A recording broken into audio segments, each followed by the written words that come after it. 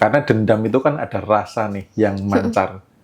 Itu ada rasa yang mancar ini membuat peristiwa itu terjadi lagi. Walaupun tidak orang yang sama, bisa jadi orangnya beda.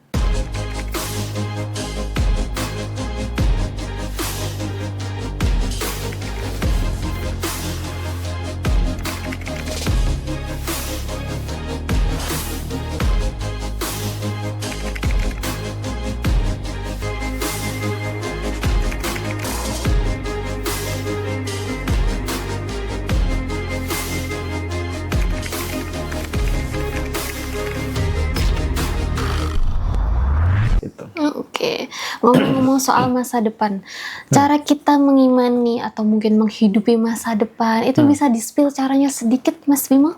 Ya, caranya adalah mengalami atau seolah-olah merasa ya, seolah-olah merasa sudah. Oke. Itu yang paling sederhana. Kalau pengen lebih detail lagi, nanti di meditasi saya ajarkan bagaimana kita menghidupi masa depan. Jadi benar-benar masuk ke sana, seolah-olah sudah terjadi, lalu mempercayakan kisah penciptaan ini kepada Sang Maha Pencipta. Kayak gitu. Oke, begitu. Nah, mungkin teman-teman ada pertanyaan tentang bab masa lalu, atau mungkin pertanyaan yang lain bisa drop di kolom komentar. Mas Bimo, boleh nggak konsultasi lewat WA-nya? Itu bisa dihubungi dulu, Kak. Nanti akan dijawab oleh admin kita. Kemudian, cara berdamai gimana, Mas? Tadi sudah sempat kita bahas sedikit-sedikit. Merilis dan berdamai itu sama. Oke.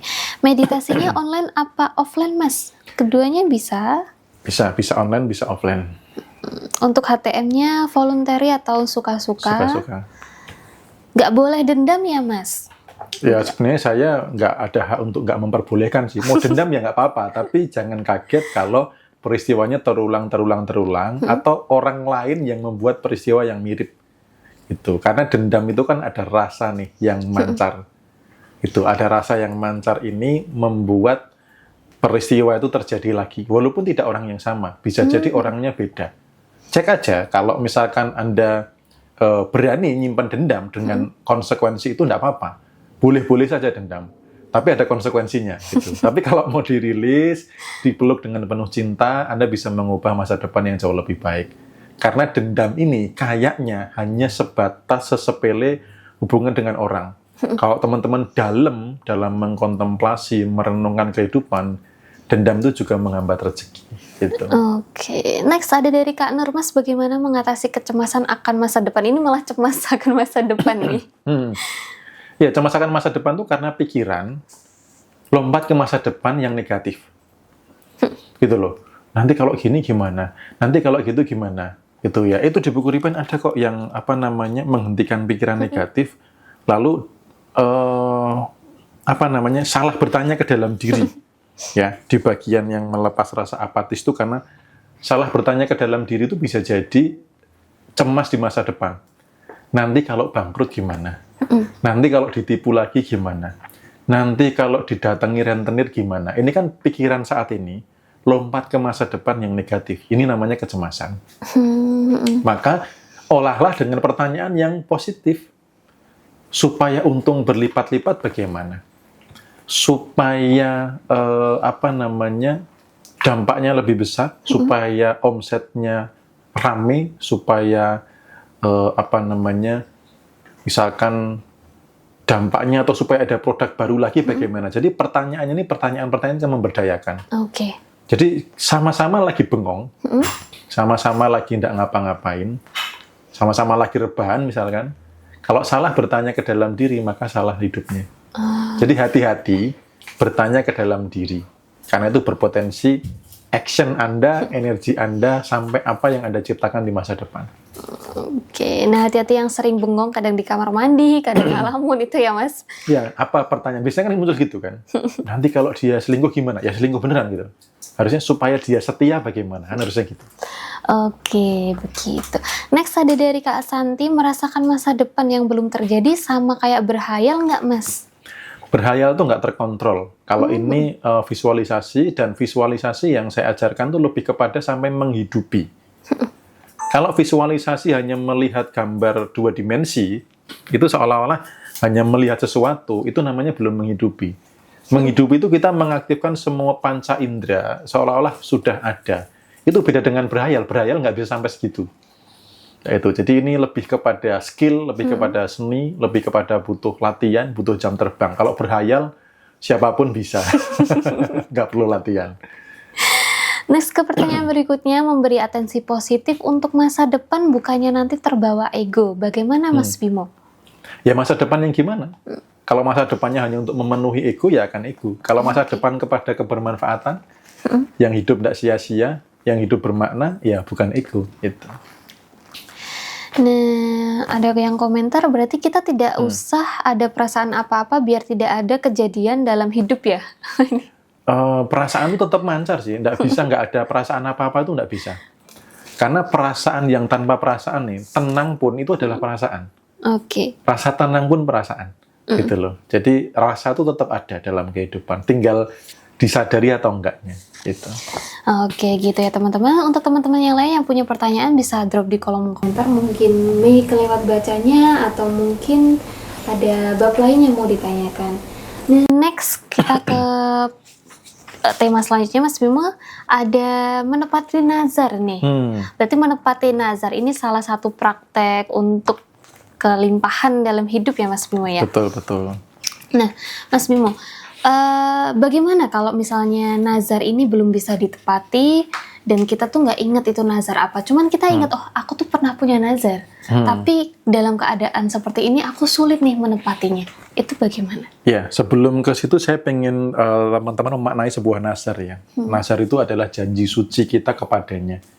Karena bisa jadi ketika bernazar tidak ada orang lain misalnya.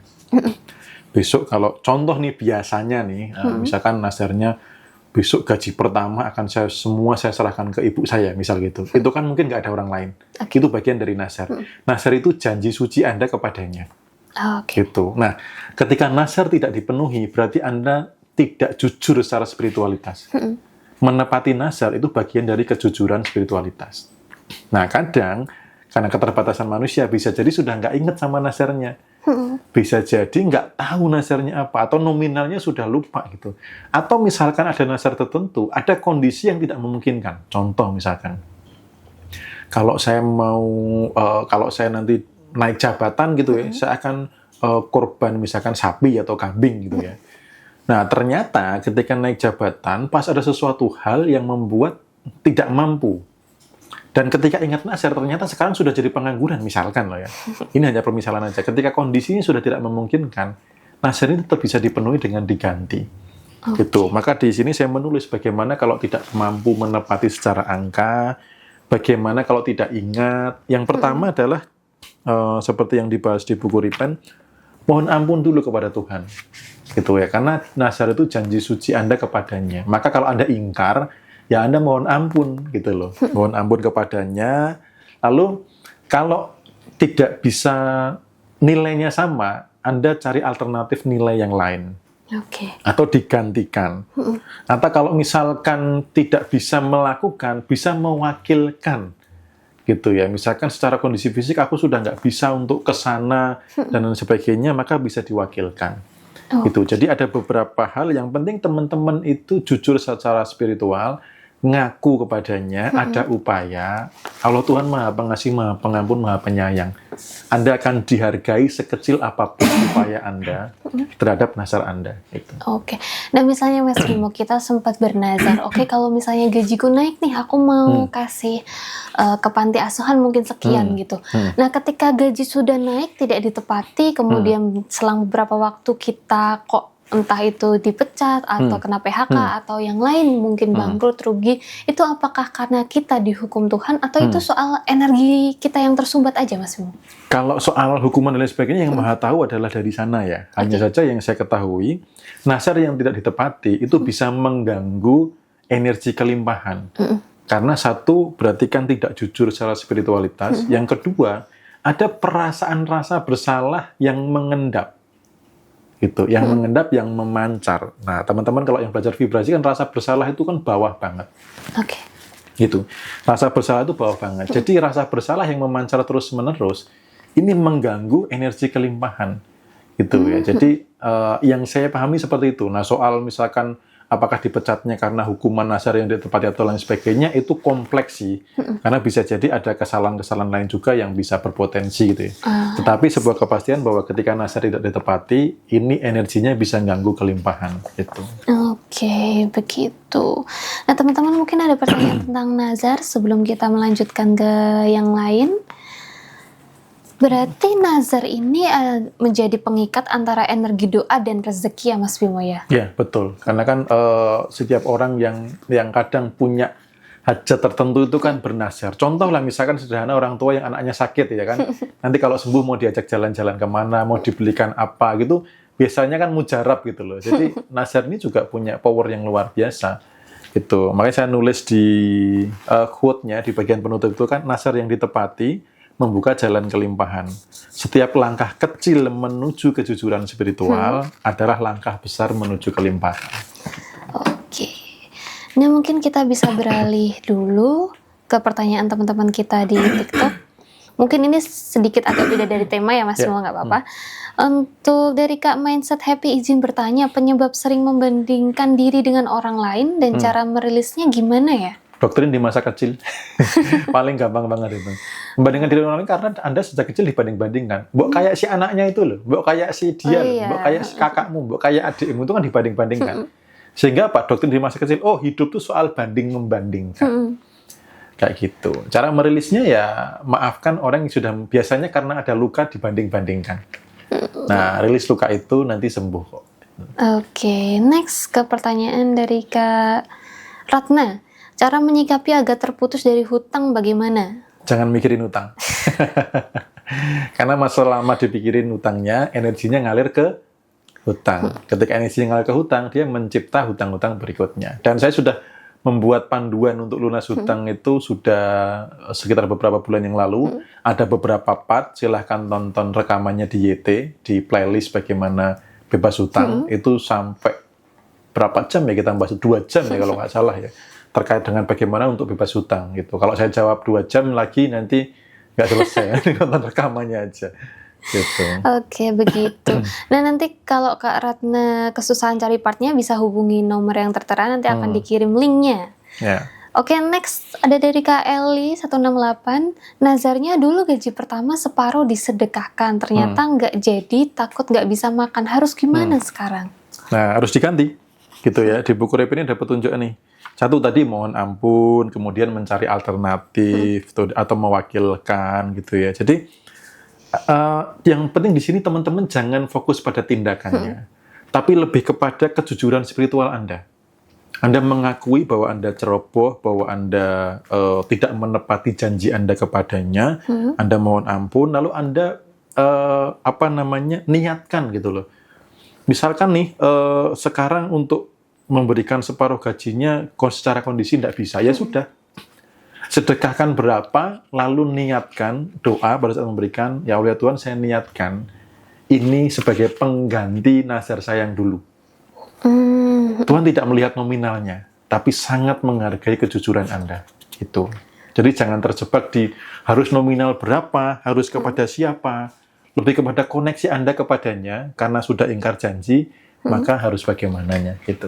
Oke, next ke pertanyaan terakhir sebelum melanjutkan ke tema berikutnya. Ada dari Kak Toko Karen, Mas izin bertanya, apakah sama antara energi dan vibrasi? Energi itu adalah partikel terkecilnya. Nah, sifat energi itu bervibrasi. Vibrasi itu adalah gerakan dari energi. Nah, gerakannya, gelombangnya, seberapa itu namanya frekuensi. Gitu. Oke, begitu ya Kak.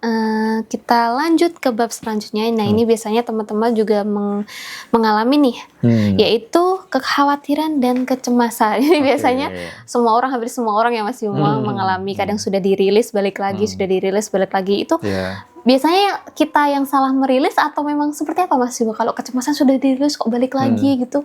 Ya, karena memang kesadaran akan kecemasan itu yang perlu dibenahi. Dan walaupun sudah dirilis, memang ya namanya kehidupan itu bisa hadir. Karena rasa cemas itu bentuk cintanya. Oke. Gitu loh, bentuk cintanya. Orang tetap harus ada rasa cemas kok. Harus ada di kadar tertentu. Gitu. Karena contoh nih, misalkan Mei nggak pernah mencemaskan pertambahan usia gitu loh. nggak pernah mencemaskan itu, abai gitu ya, akhirnya nggak memutuskan menikah misalkan gitu ya. Ais biarin aja lah gitu. Nah, rasa cemas di kadar tertentu itu adalah wujud cintanya. Jadi rasa cemas ini dianugerahkan karena adanya cinta. Sama kayak takut tadi. Begitu diterima, dipeluk dengan penuh cinta, dia kembali kepada energi kemurnian yang sebenarnya, yaitu adalah energi cinta itu sendiri. Kayak gitu. Nah, mengapa kekhawatiran dan kecemasan itu justru lebih banyak menarik kekurangan di hidup kita, Mas Bimo? Ya, karena kecemasan, kekhawatiran itu kan yang dipikirkan tentang kekurangan. Gitu loh. Oh iya. Iya, bukan kelimpahan gitu loh. Aduh, nanti besok kalau saya jadi kaya gimana ya? Itu maksud saya jadi kaya secepat ini ya gitu. Kan bukan dicemaskan itu. Rata-rata tuh kalau jatuh tempo, kalau nggak bisa bayar, kalau rumah disita gitu ya, kalau penyakitnya makin memburuk.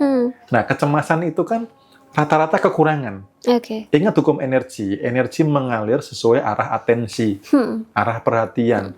Kalau yang diperhatikan kekurangan, dia akan termanifestasi, tercipta menjadi apa? Peristiwa kekurangan gitu. Oh gitu. Nah, kenapa kadang kita tuh kalau mikir kecemasan tentang masa depan itu jauh gampang lebih terjadi daripada kita mikirnya positif terus tapi kok nggak terjadi nih, Mas Bimo? Ya, karena yang membuat terjadi itu adalah secara fisika kuantumnya ya, secara hukum fisikanya itu gini. Untuk terjadi itu butuh pikiran dan perasaan tuh gelombangnya selaras atau koheren. Oke. Nah, ketika orang mikir negatif, perasaannya untuk negatif gampang nggak? Gampang. Gitu kan. Misalkan mikirin kebangkrutan, rasanya apa? Selaras, cemas, takut, khawatir gitu ya. Merasa bersalah. Nah, ini kan rasa-rasa negatif semua. Ini di dalam gelombang di dalam kuantumnya itu selaras gitu loh. Di dalam medan kuantumnya selaras. Nah, ketika selaras dia fix akan runtuh menjadi materi. Menjadi materi, benda atau kejadian.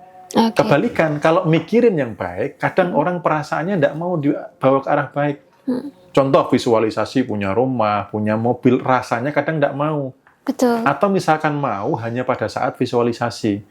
Begitu menjalani hidup yang 20, misalkan visualisasinya sejam, yang 23 jam ini itu penuh dengan rasa-rasa negatif. Akhirnya apa? Nggak selaras lagi, inkoheren gitu loh. Gelombangnya nggak selaras. Sehingga semesta sendiri ngelihatnya karepmu piye gitu loh. Kamu maunya apa sih gitu loh. Pengen baik tapi malah merasa yang jelek. Gambarannya itu nggak jelas gitu loh. Karena gelombangnya acak gitu. Oke. Cara melepaskan kecemasan yang sudah mengakar sejak lama ini, Mas Bimo, gimana? Sebenarnya makanya gini, rasa cemas itu jangan di persepsi kayak aku cemas. Kalau aku cemas, aku takut, aku khawatir ya ngakar gitu loh. Oke. Untuk mencabut dari akarnya itu simpel.